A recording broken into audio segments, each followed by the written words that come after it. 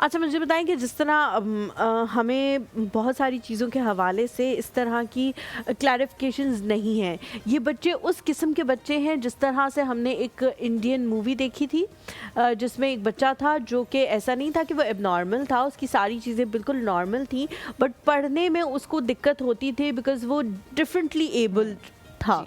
और फिर बाद में उसका ही एक टीचर जो है वो इस चीज़ को आइडेंटिफाई करता है कि ही इज़ डिफरेंट और फिर वो उसको निखारता है तो वो बच्चा ठीक भी हो जाता है। तो ये बच्चे उस काइंड के बच्चे हैं। जी देखिए, न्यूरो डेवलपमेंटल डिसेबिलिटीज़ होती हैं, डिसेबिलिटी भी नहीं कह लें आप, चल न्यूरो डेवलपमेंटल इश्यूज़ होते हैं। तो जिस तरह आपने एग्जांपल दी इसकी, वो डिस्लेक्सिक बच्चा था ना जी।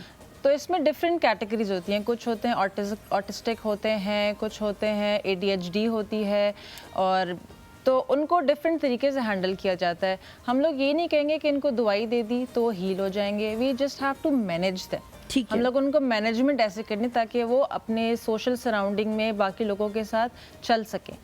जिस तरह अब ऑटिज़म जो होता है, ऑटिज़म स्पेक्ट्रम डिसऑर्डर, उसको कहा ही स्पेक्ट्रम इसलिए जाता है कि वो हर बच्चा डिफरेंट होता है, कुछ ऊपर होगा, कोई हाई फंक्शनिंग है, कोई लोअर फंक्शनिंग है। तो हम सबको एक पेज की तरह नहीं डील करेंगे कि जिस तरह BP का मरीज है तो सब BP की एक ही दवाई खाएंगे। बिल्कुल ठीक कह रही हैं। अच्छा, एडोपिया जो स्कूल सिस्टम है वो मुझे पसंद ही सबसे ज़्यादा इसलिए है बिकॉज़ वो हर बच्चे के लिए डिफरेंट तरह से पढ़ाने का भी उनका मैकेनिज़्म है।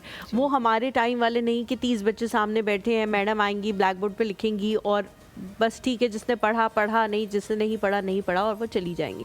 वो उनका सिस्टम नहीं है।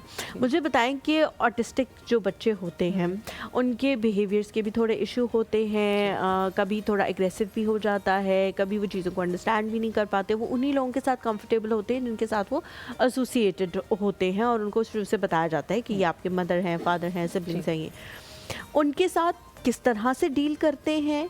और समटाइम्स ये भी इश्यूज होते होंगे ना कि जैसे अब वो क्लास ख़त्म हो गई है, अब वो नहीं चाहते कि हमने इस टीचर को छोड़ के नहीं जाना, अगली दफ़ा भी यही हमें पढ़ाए। किस तरह से उनके साथ डीलिंग होती है, किस तरह से उनको काम करते हैं, सूदिंग करते हैं, क्या डिफरेंट एक्टिविटीज़ होती हैं, क्या सेशंस होते हैं पेरेंट्स के समेत, मुझे थोड़ा उसके बारे में समझाएं। तो हम लोगों ने अपने एजुकेशन सिस्टम पे वर्क बहुत करना है कि हर बच्चा, एक तो इंक्लूसिव माहौल होना चाहिए। हमारे स्कूल में इंक्लूसिव माहौल नहीं है ना। तो आपने जो डोपा की बात की, एक तो पहले वी गिव देम सपोर्ट बहुत ज़रूरी है इन बच्चों के लिए, and therapy as well. Therapy is really important. और अब केस पे डिपेंड करता है, एक बच्चा उसको ऑटिज़म भी है and he is also ADHD, hyper भी है, तो उसके लिए therapy, and we provide them a shadow teacher ताकि वो उसके साथ रहे। उसको अगर किसी भी टाइम सपोर्ट चाहिए हो, वो ओवरवेलम हो रहा हो, लाइक फॉर एग्जांपल बहुत ज़्यादा लाइट्स हैं, बहुत ज़्यादा नॉइज़ हो रहा है, बच्चे हैं ना, शोर भी होता है, तो he is getting overwhelm with those feelings, तो वो जो टीचर है वो उसको सपोर्ट देगी। She will be there only for that child, not anybody else. तो वो जो एक बच्चे के साथ वो जो शैडो टीचर है वो एक होगा ताकि हर वक्त वो उसके साथ मौजूद रहे अगर उसकी हेल्प की नीड हो। ठीक है, बिल्कुल।